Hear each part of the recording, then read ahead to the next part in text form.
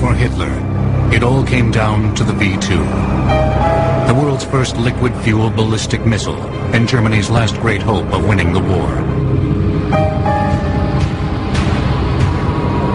In September 1944, Germany fired the first V2s against London, terrorizing a war-weary city. But Hitler had thousands more in production. The largest number of rockets came from the mysterious Nordhausen V2 rocket plant. In a secret location near the heart of Germany, the V2 rocket factory located near the town of Nordhausen churned out 6,000 missiles in the last 15 months of the war. Slave laborers worked day and night, forced to try and meet Hitler's production goals in the 1 million square foot factory, which was as brutal as it was big.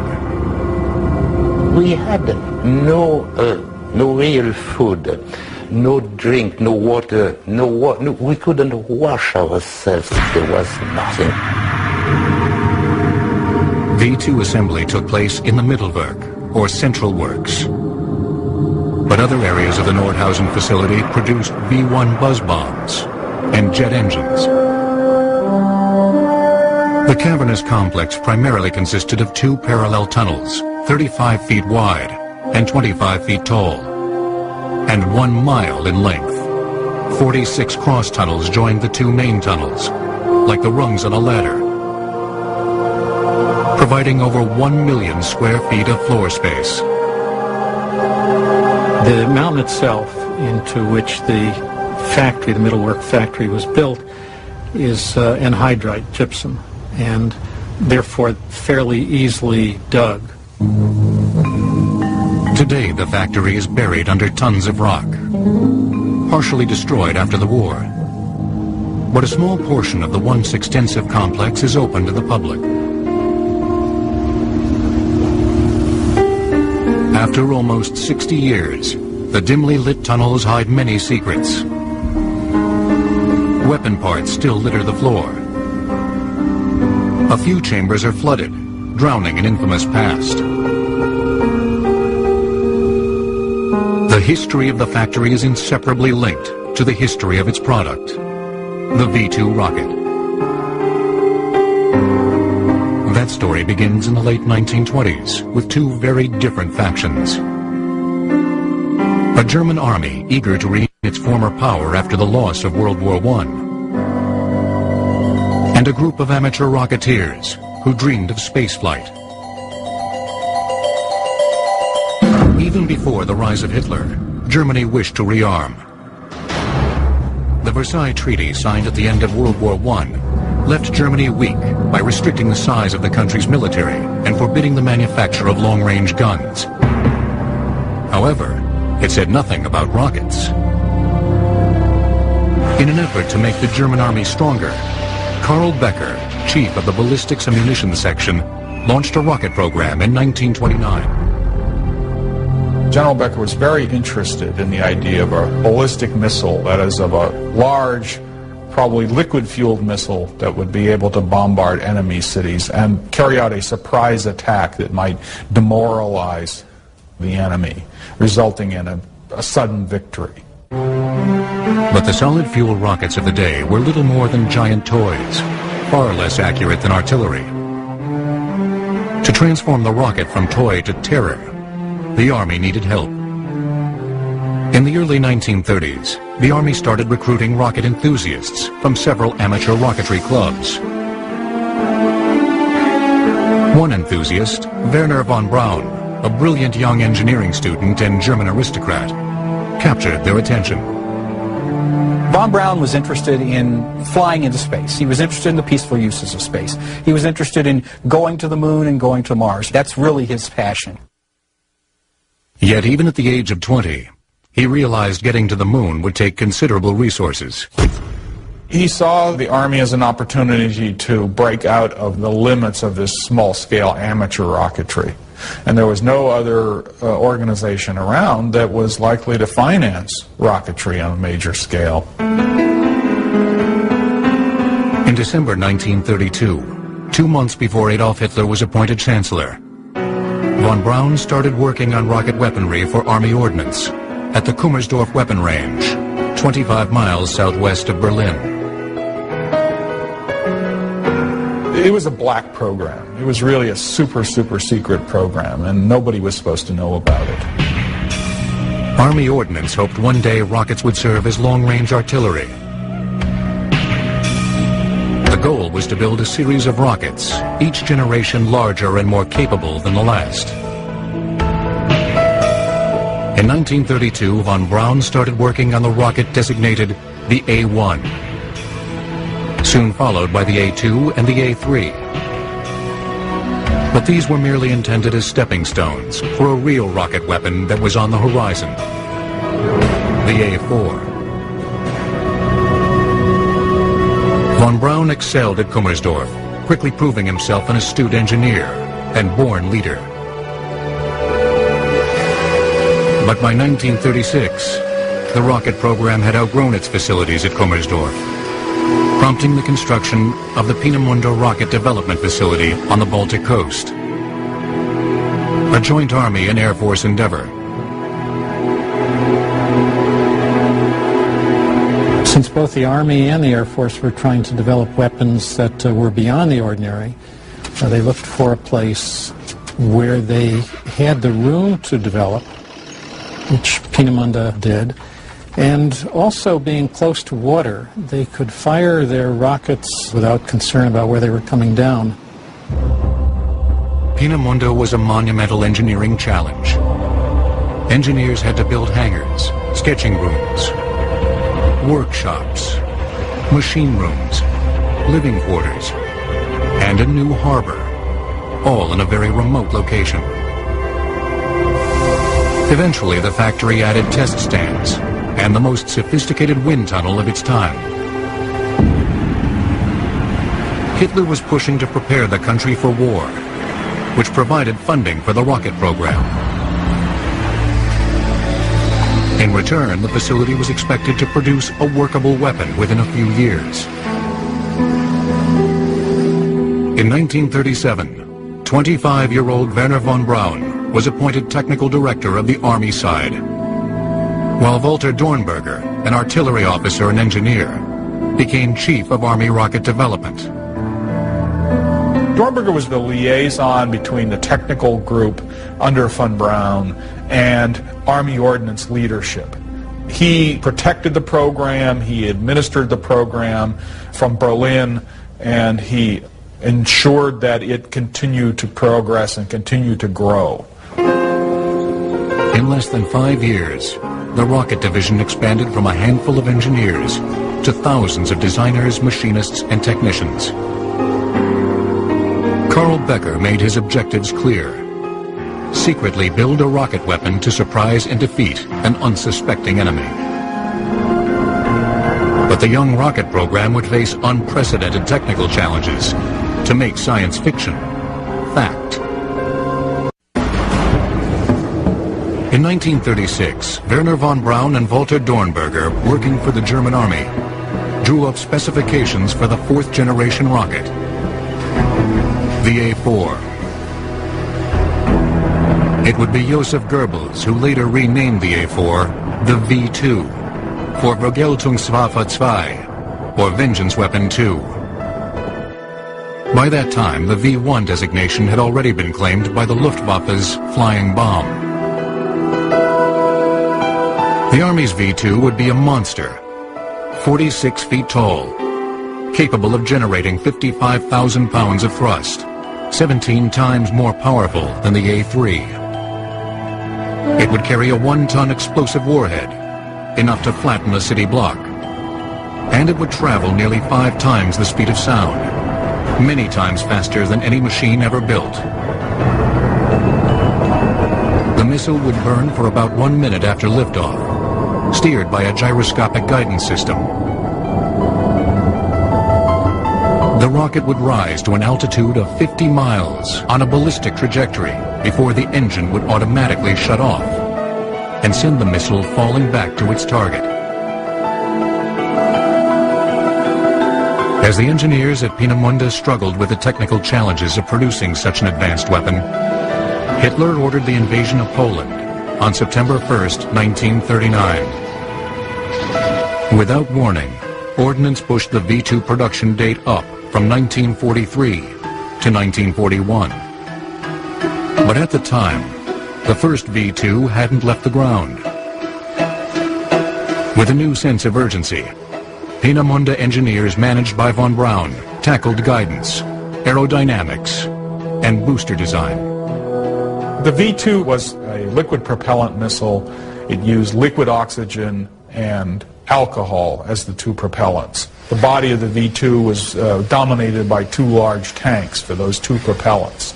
And there were a lot of difficulties finding a way to inject the propellants and mix them and burn them properly and not create fires or burn-throughs.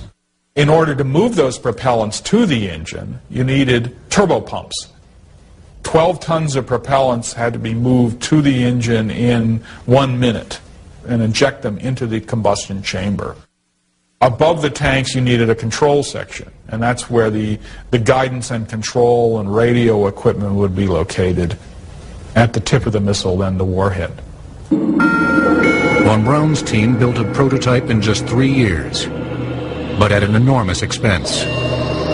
Initial tests were also discouraging. If the engineers couldn't produce a reliable weapon soon, Hitler would surely halt rocket development. After 2 failed launch attempts, the future of the program was at stake. Von Braun and Dornberger prepared a V-2 for launch on October 3, 1942. Shortly before 4 p.m., the rocket lifted off. It worked, reaching an altitude of 50 miles and crashing into the sea 120 miles away. But duplicating its success proved difficult in the beginning. Adding more pressure on the V-2 program, the Luftwaffe had introduced a competing missile project in the spring of 1942. The Fi-103, soon to be known as the V-1 Flying Bomb, the world's first operational cruise missile. The V-1 would be powered by a pulse jet engine, not a rocket. It would fly only 400 miles per hour, staying low to the ground at an altitude of a few thousand feet. It lacked the V-2's element of surprise because of its loud engine, but it would be cheaper, faster, and easier to produce. There was a lot of competition because the V-1 was Air Force, the V-2 was basically artillery, ordnance, and both programs were trying to get funds for something that had never previously been developed. Each weapon had advantages over the other, and Hitler decided to support both. Von Braun knew that going into full-scale production on the V-2 was premature, but he didn't have a choice. Hitler and the Army demanded weapons. Army Ordnance ordered von Braun and the development engineers to turn manufacturing over to those in charge of production. Arthur Rudolph became essentially the manufacturing and production end of the program. He was the expert on building the rockets on the shops that constructed them. Rudolph, who had been with the program for 10 years, was confronted by a daunting challenge. Get a quasi-operational rocket ready for mass production with diminishing resources and a crippling lack of skilled German laborers. The war pulled men from the factories to the front, and Rudolph couldn't find enough trained German personnel to assemble V-2s. But there was a large supply of unexploited workers at Rudolph's disposal. Forced labor from SS concentration camps. The decision Rudolph was about to make marred the integrity of the rocket program and forever haunted the individuals involved, including Walter Dornberger and Werner von Braun. Rudolph writes a memorandum that says, this is a good idea. We can use concentration camp prisoners and their secrecy will be completely protected, and the SS will take all the responsibility for feeding and housing them. On June 17, 1943, The first of more than 1,200 detainees arrived at Peenemünde from Buchenwald concentration camp. A few were trained machinists. Most, however, knew nothing about manufacturing. The first thing we saw when we arrived in Peenemünde was the V2 rocket. That was a shock to all of us. Suddenly are in front of things we never even dreamed existed. By the summer of 1943, the top-secret project was no longer secret. Reports of mystery weapons had leaked to the Allies. On August 18, 1943, a British Royal Air Force bombing raid would force V2 production underground to a labyrinth of tunnels outside of the town of Nordhausen, Germany. In the summer of 1943, engineers at the... But shortly after 1 a.m. on August 18, 1943, mighty concussions rocked Peenemünde as the British Royal Air Force bombed the factory. The bombardment is very noisy. When you see things flying around you, you know, when you never know if it's going to hit. But to us, it was not scared. It was a joy, because we saw for the first time that the Allies knew that we were existing. The raid heavily damaged the factory and sent managers into a panic. In the days after the attack, Armaments Minister Albert Speer and Reich leader of the SS Heinrich Himmler joined Hitler in emergency meetings. Himmler suggested moving V2 production underground.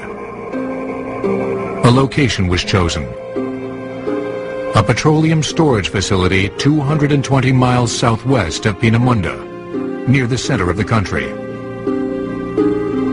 The future of the German rocket program, and perhaps of Germany itself, would reside in the tunnel complex near the town of Nordhausen. The Nazis became interested in the Nordhausen area 7 years earlier, in 1936, when a government agency decided to build a large underground storage facility for oil and strategic materials in preparation for war. A site was chosen near Nordhausen at Kohnstein Mountain.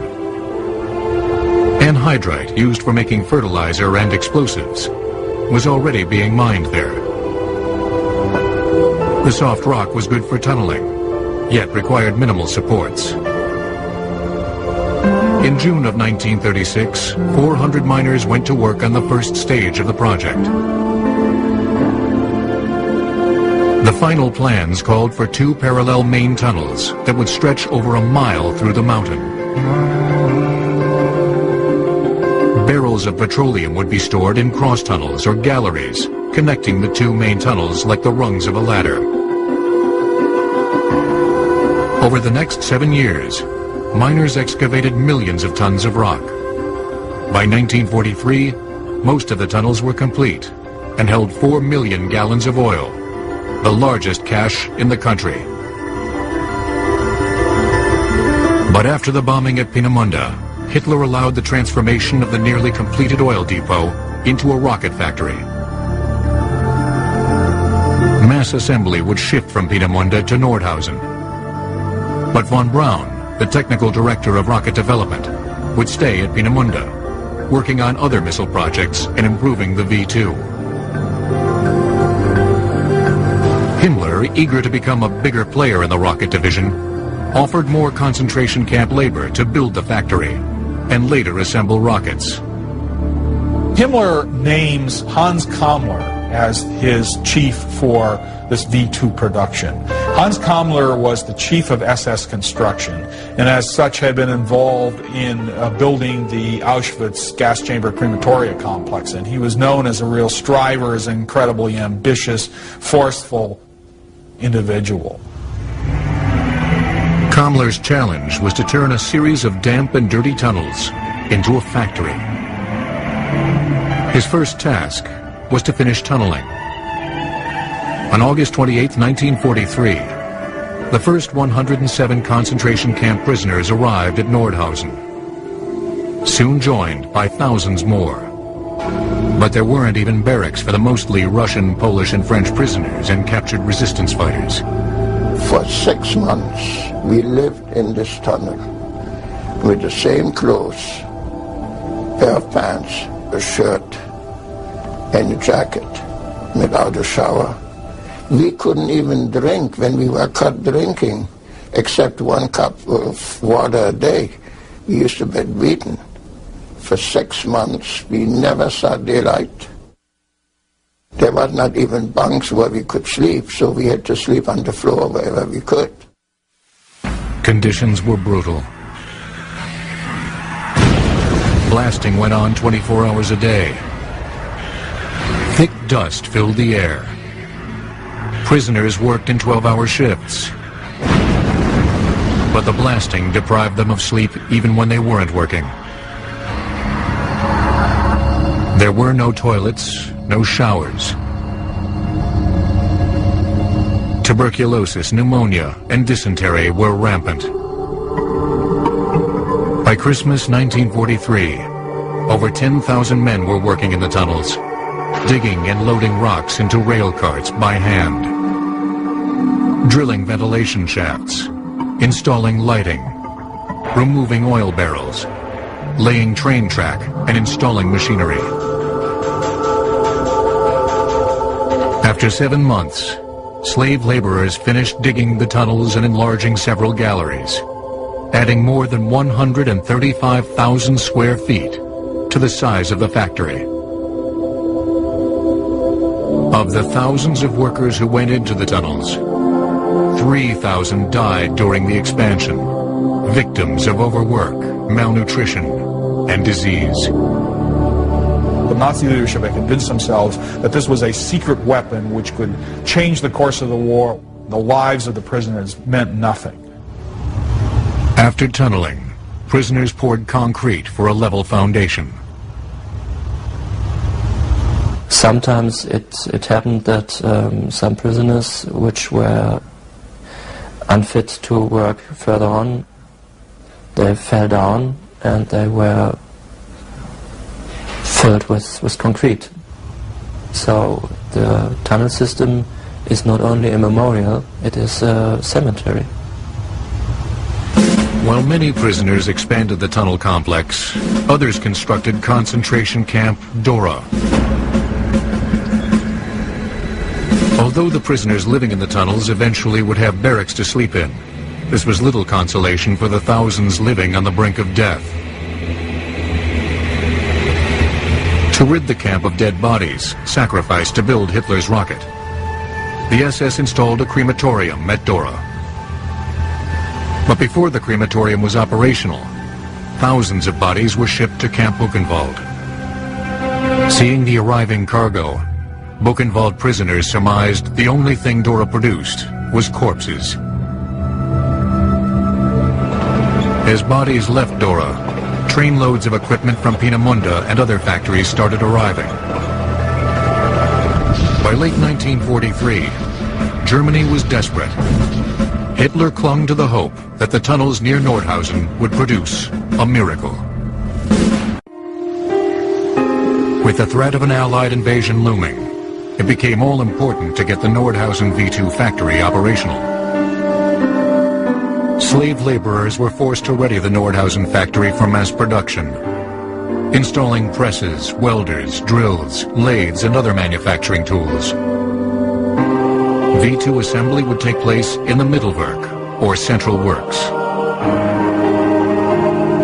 By January 1944, in less than 4 months, the factory produced its first 50 V2s. But 50 rockets wouldn't win the war. Hitler wanted thousands of V2s. The factory was expected to manufacture 900 a month. To try and meet this unrealistic goal, Arthur Rudolph, the former assembly manager at Peenemünde, was put in charge of the Mittelwerk production at Nordhausen. He was responsible for ensuring that the V2s were produced, ensuring that the components came that were of adequate quality and that the assembly process ran on time. While Rudolph set up the assembly factory at Nordhausen, Werner von Braun remained at Peenemünde, refining the V2. However, he made several trips to see the factory's progress. Once established, Rudolf's assembly line used 5,000 forced laborers and 3,000 German civilians, who were not supposed to consort with the prisoners. These propaganda photos, taken to illustrate the efficiency of forced labor, are the only known existing images taken during manufacturing. I think that they don't show the reality. They show a clean factory, and in reality the prisoners had nearly nothing. They had no shoes. The clothing was very bad. But on the photos you can see very fit prisoners, which obviously had enough to eat, and you can see clean production lines, and it's not the reality of Mittelwerk. 17,000 different parts went into each V2 rocket. Most components, such as the propulsion unit and guidance system, came from other factories as sub-assemblies.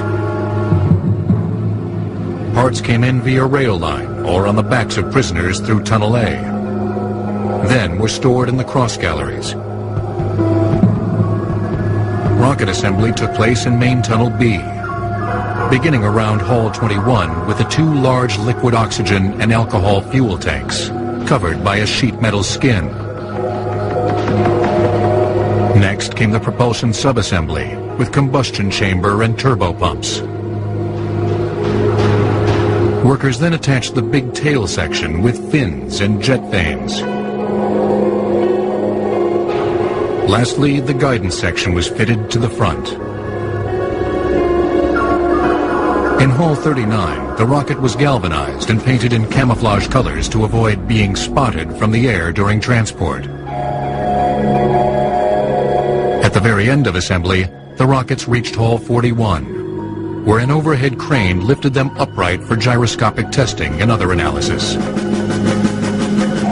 Scaffolding in this, the tallest gallery, also allowed engineers to inspect each rocket. SS and Army guards used brutal tactics to keep order, but they had help. Directly supervising the laborers were capos. Capos weren't political prisoners, but often German convicts, who received special treatment for managing the line. Punishment often is hanging or beating. Beating was constantly. Capo were always beating us. Capo were always behind us. They wanted to impress the SS, so they were beating us constantly.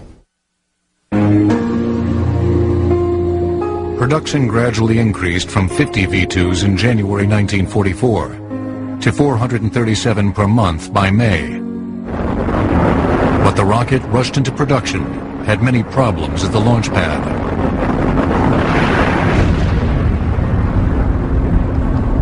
Most failed V2s that came out of this plant were mostly because it was such a complicated weapon. There were many things that could go wrong, many ways for it to fail. But there was prisoner sabotage. I was French. Some other were Russians, some other were Poles.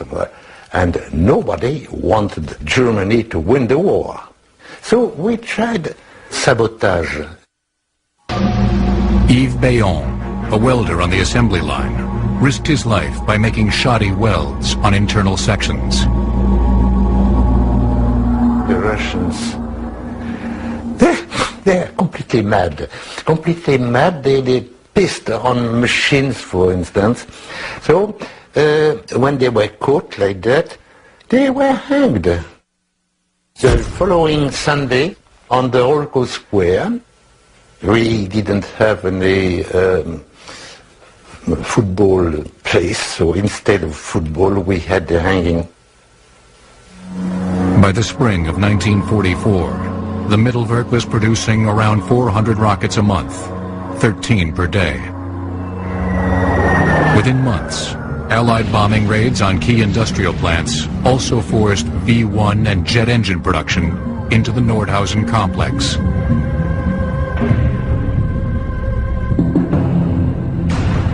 By September 8, 1944, Germany finally had enough V2 rockets to launch the first wave against London and recently liberated Paris.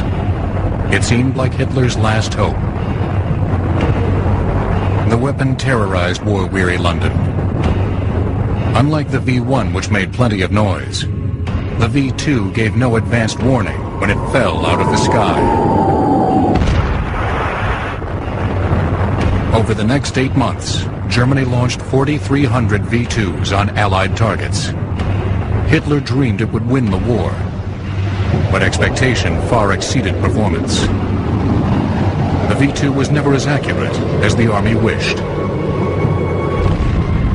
While V-2s did kill 5,000 people, they never posed enough of a threat to turn the tide of the war. The V-2 could only carry a 1-ton warhead, and therefore its effectiveness as a weapon was limited. But as a technological breakthrough, it was an astounding transformation. Although Germany produced nearly 6,000 V-2s, the numbers are misleading. The Mittelwerk factory near Nordhausen never in fact met production quotas, and a high percentage of those built were flawed.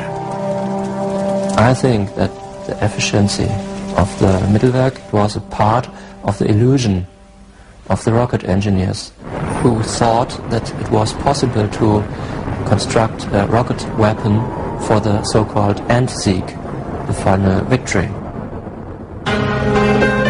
The Mittelwerk continued assembling V-2s even as the Allies advanced to within miles of the plant. Finally, around April 5th, managers abandoned the factory and evacuated the healthy prisoners from Camp Dora. When the U.S. 3rd Armored Division entered Dora and a sub-camp in Nordhausen on April 11th, they made a gruesome discovery. Thousands of corpses, victims of disease and malnutrition. Some had been machine-gunned by the SS, but many were the victims of an RAF bombing raid on Nordhausen. About 600 prisoners, too sick to move, were left behind when the plant managers fled. When the Allies arrived, the war was finally over for prisoners who remained at Dora. There is no feeling. I laid on the floor and kissed the ground.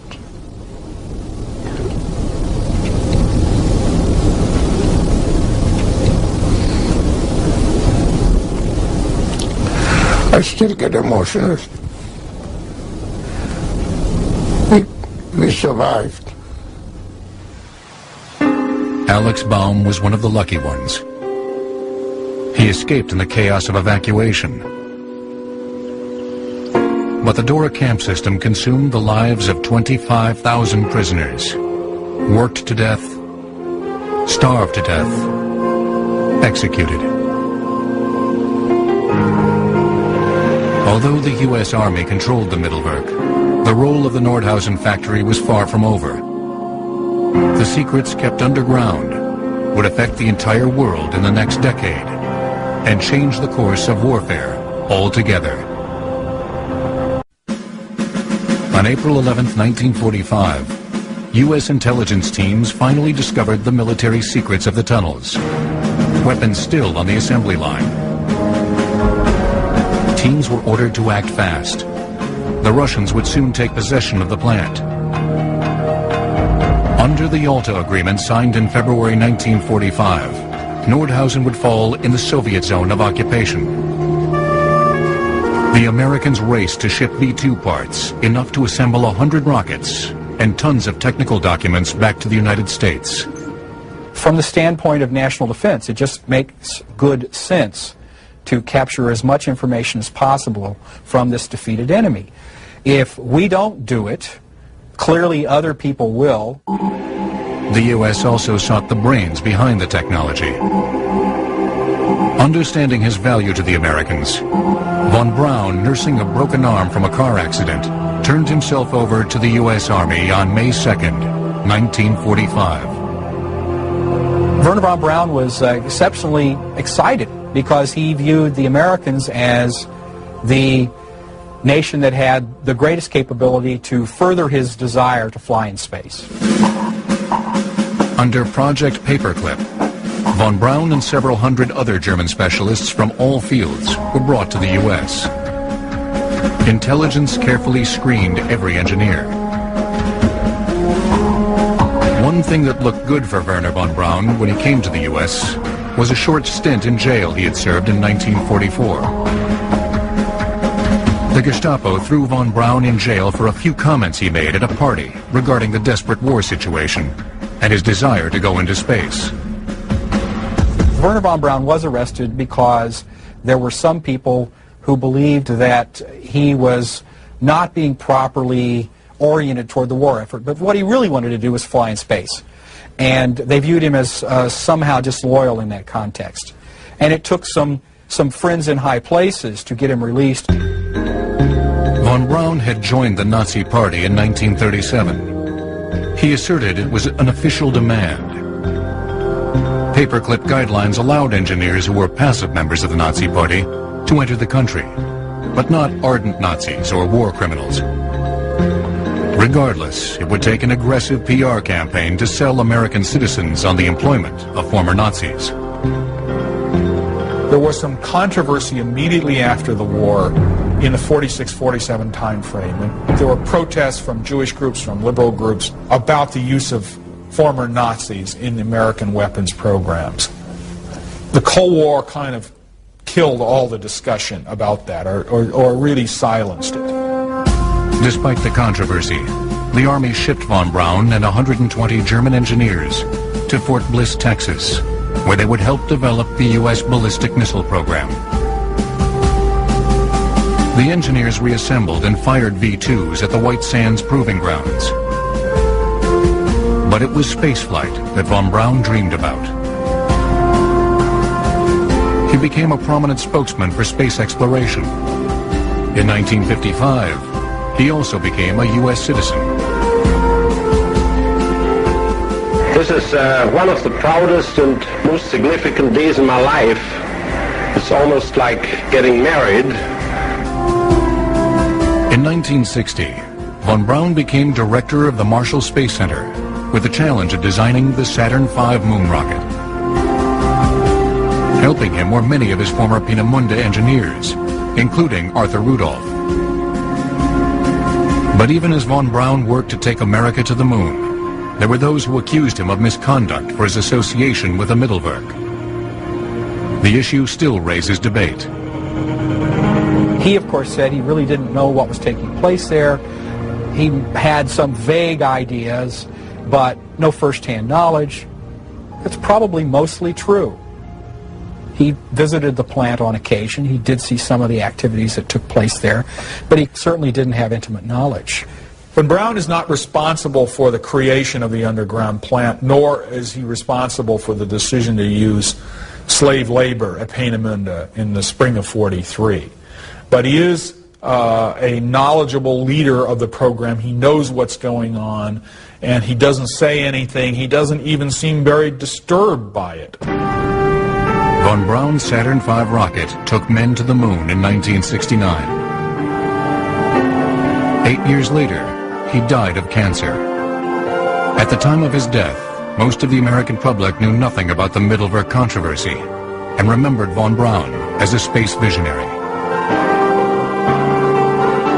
History wasn't so kind to one of von Braun's associates. In 1979, Congress created the Office of Special Investigation to find Nazi war criminals still living in the U.S. A recently published account of the Nordhausen factory implicated Arthur Rudolph, the former Saturn V project director, of war crimes. After investigation, the OSI accused Rudolph of exploiting prisoners during the war. It was Rudolph who wrote the memo advocating the use of concentration camp labor in 1943. Instead of facing charges, Rudolph surrendered his U.S. citizenship and moved back to West Germany in 1984. After nearly 40 years in the U.S., he felt betrayed. Others felt justice had finally been served. In 1945, the U.S. handed over the underground factory to the Russians, who worked for 2.5 years dismantling it. The Soviets started their own rocket program with the help of captured German engineers.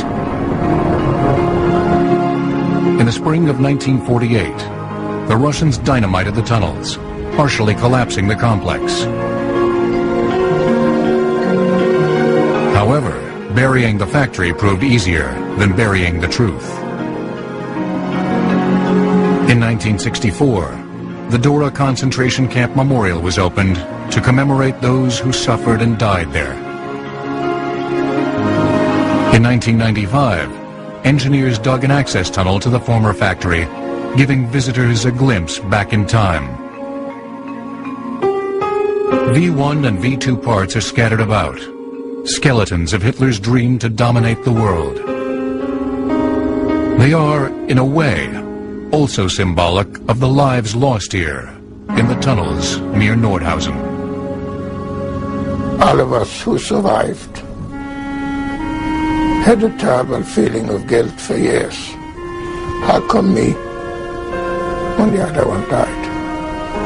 I think in this country we should never forget what happened in the factory, what happened in Dora.